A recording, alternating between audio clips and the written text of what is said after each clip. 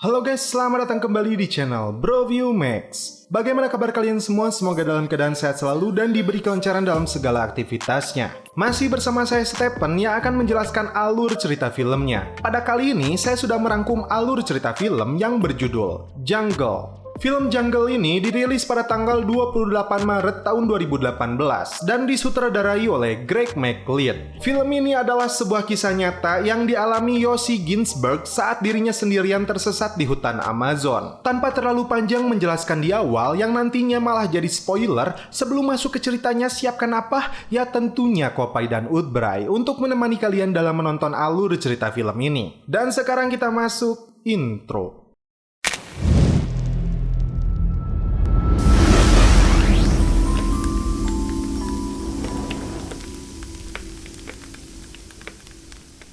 Kisah nyata ini dibuka dengan narasi dari seorang pemuda bernama Yossi Ginsberg. High school, university, work, marriage, extraordinary. And to enter the unknown, discover lost tribes is why I ended up in Bolivia, South America. Setelah mengabdi 3 tahun di militer tahun 1980, dia meninggalkan negaranya Israel yang dianggapnya sangat buruk. Dia sudah bosan dengan kehidupannya di sana dan ingin merasakan sesuatu yang berbeda dan luar biasa. Melakukan penjelajahan mencari suku pedalaman harta karun tersembunyi di jantung hutan tergelap. Sampailah dia di Bolivia, Amerika Selatan. Dan inilah sosok Yossi Ginsberg yang diperankan oleh Daniel Radcliffe. Dia tampak sedang menaiki kendaraan milik warga setempat. Dan inilah film Jungle. Yossi naik sebuah perahu khusus yang digunakan masyarakat sekitar. Baru saja perahu tersebut berlayar, tiba-tiba seorang pemuda yang hendak melakukan perjalanan seperti halnya Yossi berteriak ingin menaiki perahu itu. Pria ini bernama Markus. Dia adalah guru sekolah dari Swiss yang sedang cuti panjang. Dia mempunyai karakter yang seolah-olah seorang penyair dan berjiwa bak malaikat. Di sebuah tempat khusus perkemahan, datang para pelancong dari berbagai negara. Mereka bertemu dan mengenal satu sama lain.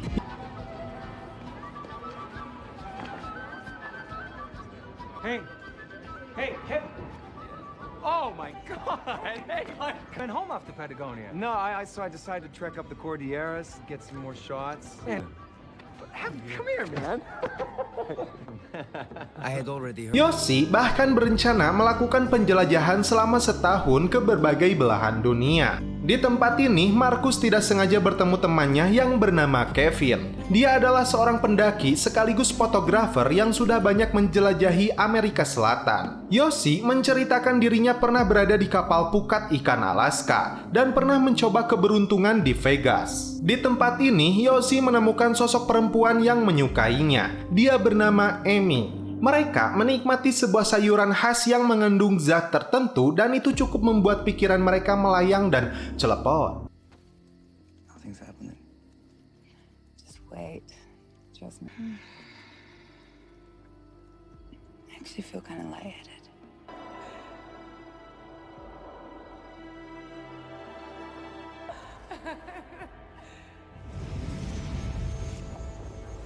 15 Oktober 1981, La Paz. Yossi, Kevin, dan Markus melanjutkan perjalanan menggunakan bis. Mereka menikmati sebuah perayaan yang diadakan di kota ini. Saat sedang berjalan di area pasar, seorang lelaki bernama Carl menyapanya. Dia menceritakan kisahnya saat menyelami suku pedalaman dengan berbagai keindahan yang sangat eksotis di dalamnya. Bahkan dia bisa mendulang emas di sana. Agar semakin tertarik, dia menunjukkan foto-fotonya kepada Yossi.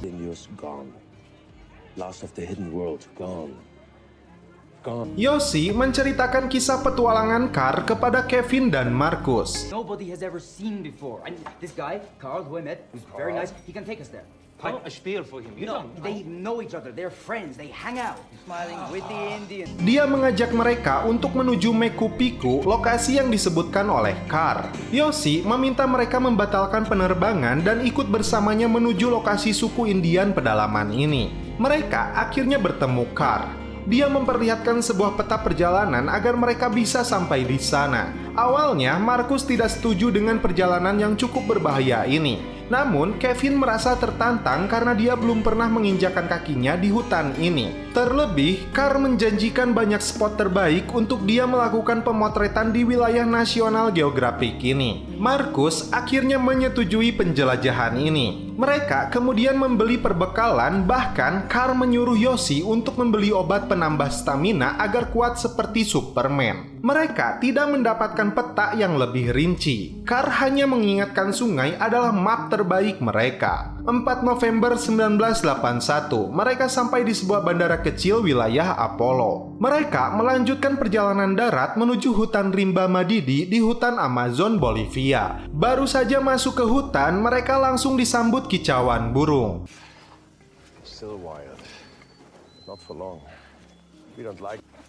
So, we ruined the whole planet and tried to protect what's already gone. Why? Malam pun tiba. Mereka kemudian mendirikan tenda dan membuat api unggun. Malam itu, Carr menceritakan suku Toromonas yang masih sangat primitif dan tersembunyi di hutan Amazon ini. Tapi suku ini dikenal baik dan menghargai pendatang. Melanjutkan perjalanan, Carr bahkan ahli dalam menebak cuaca yang akan segera turun hujan. Perjalanan mereka semakin berat, ditambah persediaan makanan mereka semakin menipis. Di keesokan harinya, ketika sedang melanjutkan perjalanan, mereka kehilangan Carr yang berjalan dengan cepat. Marcus mulai kelelahan dan ketakutan di hutan itu. Can you not? Marcus, stop! Keep walking.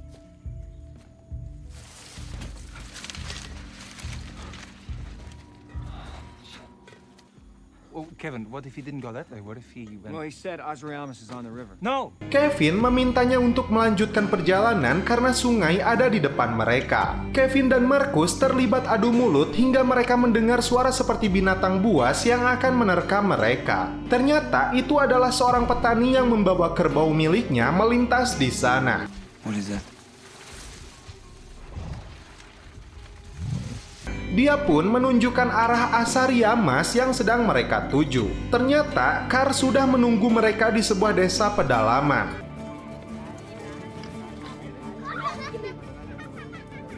Mereka berempat disambut penduduk desa yang sangat ramah dan menyambut kedatangan. Oh. Bahkan saat sedang mandi di sungai pun tidak luput dari perhatian emak-emak di sana. Malam itu mereka begitu bahagia. Terlebih pria di sana memberikan mereka sebuah rokok ganja yang membuat mereka cukup melayang.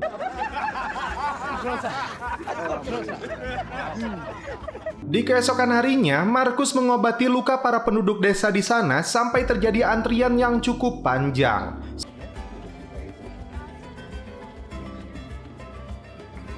Setelah cukup beristirahat, mereka melanjutkan kembali petualangan mereka dengan menyusuri sungai. Yoshi yang mencoba mendulang berhasil menemukan emas di sungai itu. Tiap momen selalu diabadikan oleh Kevin, fotografer mereka. Keep your arms out. Saat melanjutkan perjalanan, Carr dengan tega membunuh monyet untuk makan malam mereka.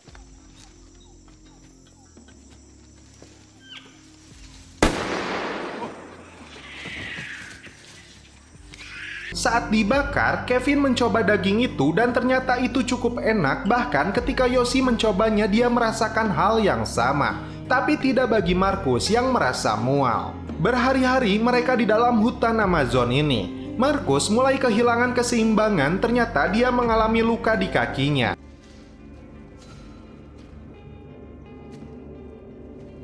Carr mencoba mengobati kakinya. Untuk kebersamaan, beban barang yang dibawa Marcus dibagi dua oleh Yoshi dan Kevin.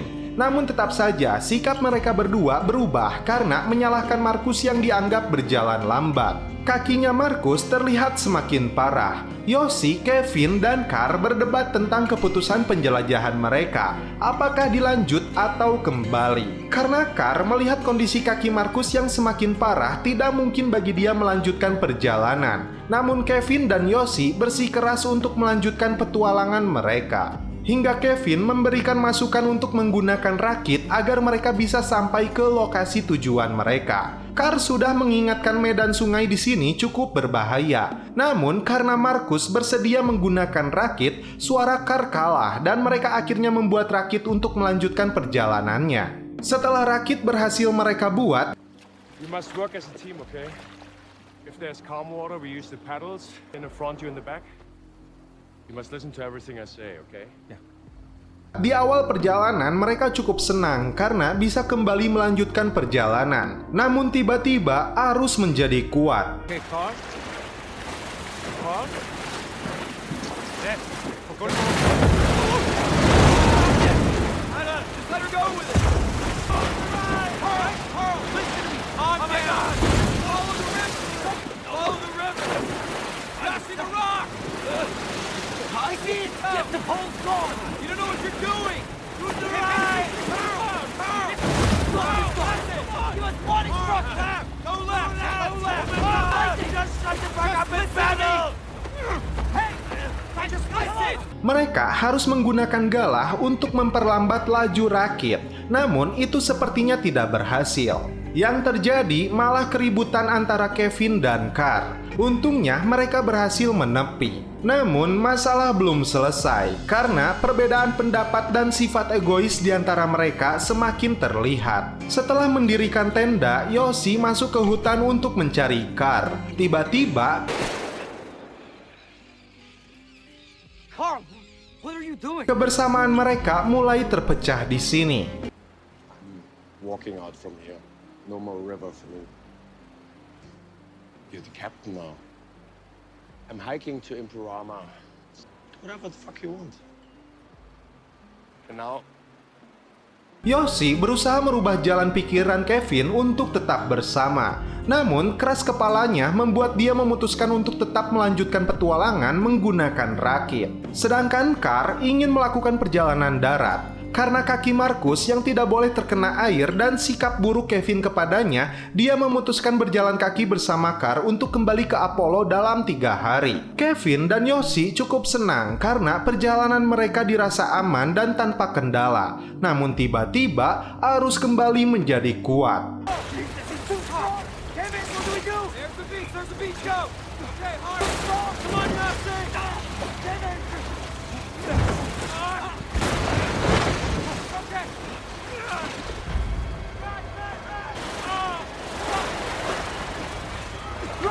Kevin. Mereka terjebak di tengah arus berpegangan ke sebuah batu.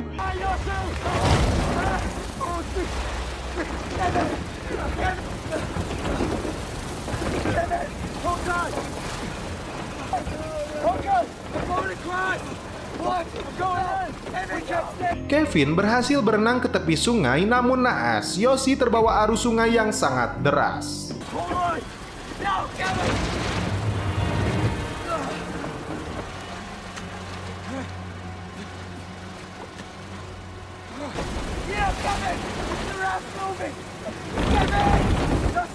Kepalanya pun terbentur batu, namun untungnya dia berhasil selamat dan menepi. Dia berusaha memanjat dinding bebatuan di sana untuk menuju hutan, namun dia gagal dan terperosok ke bawah lagi.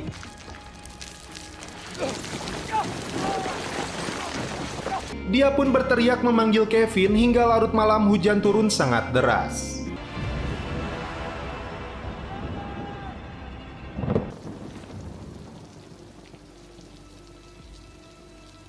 Di keesokan harinya saat terbangun, Yoshi melihat tasnya melintas di sungai itu. Dia pun bergegas lompat ke dalam sungai untuk mendapatkan tasnya. Holy shit.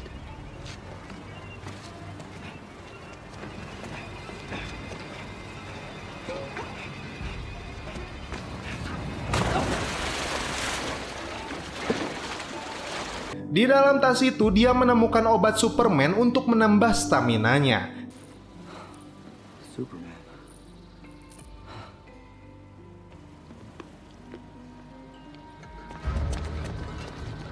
Dia kembali memanjat dinding bebatuan itu sambil meneriakkan Kevin. Sebelum pergi, dia meninggalkan petunjuk untuk Kevin.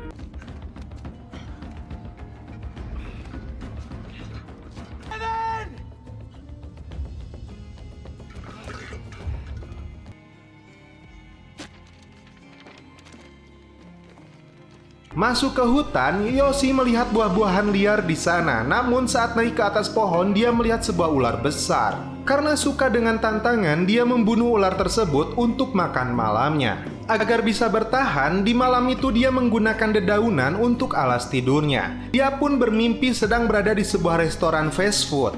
Namun seekor kerbau berada di sampingnya.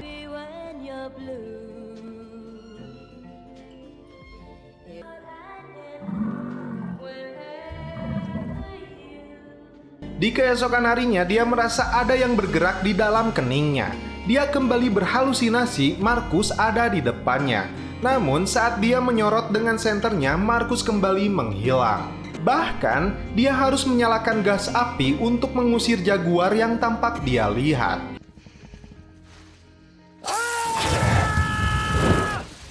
Karena semakin terasa sakit, dia harus mengeluarkan seekor cacing yang bersarang di kepala. Saat melanjutkan perjalanan, tak sengaja dia memegang dahan pohon yang telah ditebas. Yoshi kembali berteriak meminta bantuan. Dia kemudian menemukan telur yang berisi janin burung dan dengan terpaksa dia pun harus memakannya.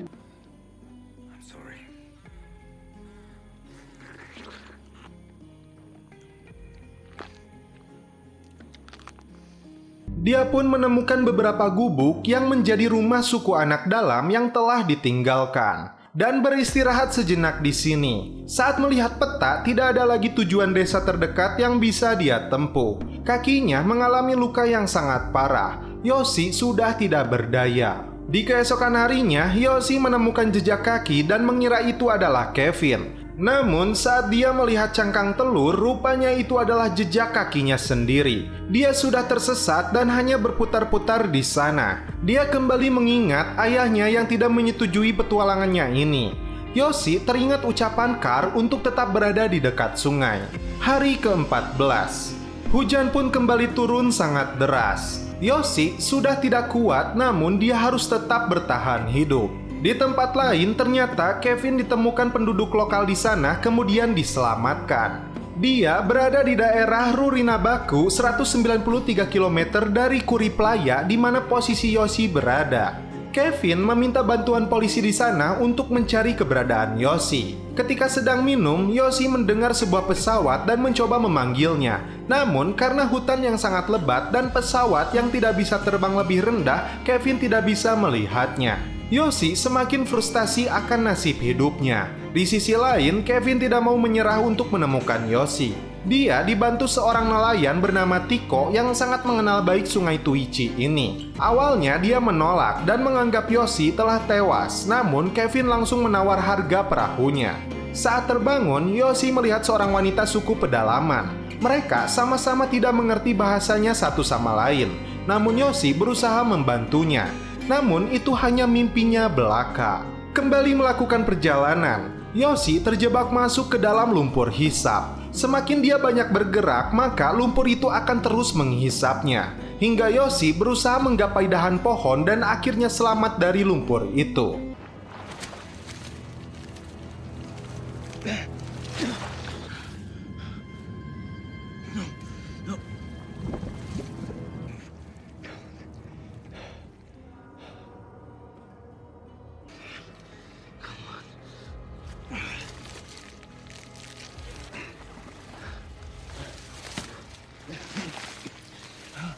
Dengan tenaga yang tersisa, dia merangkak menuju sebuah pohon yang dihinggapi ribuan semut setan. Gigitan semut itu membuat energi Yoshi terpompa untuk menuju tepi sungai.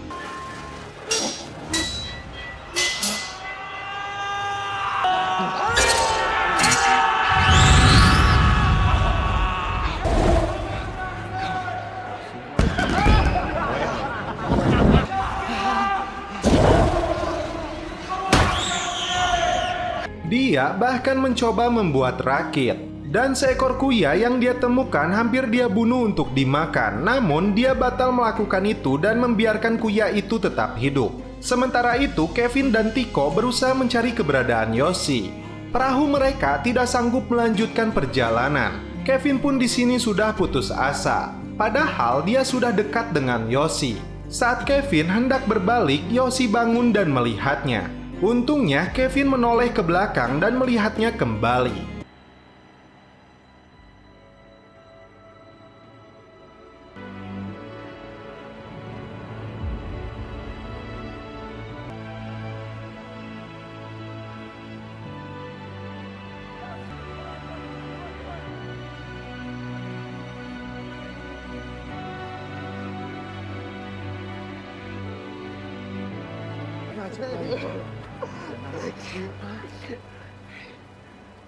Tubuh Yoshi terlihat sudah tidak berdaging, menyisakan tulang dan kulit.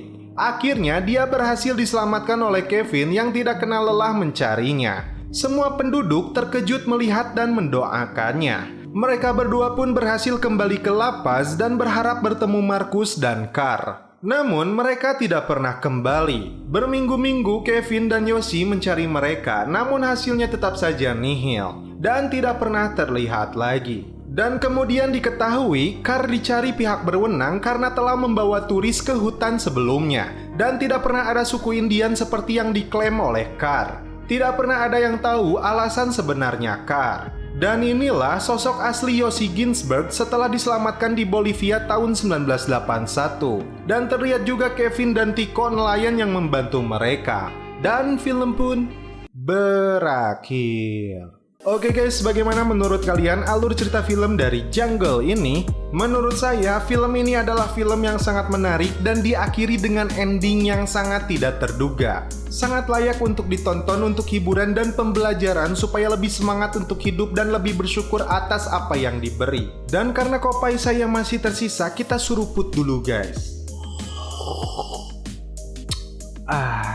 Mantap. Oke guys, cukup sekian alur cerita film ini. Salam penutup seperti biasa dari kami. Mohon maaf bila ada kata-kata yang kurang berkenan di hati kalian. Mohon dimaafkan ya. Salam perfilman duniawi. Keep enjoy.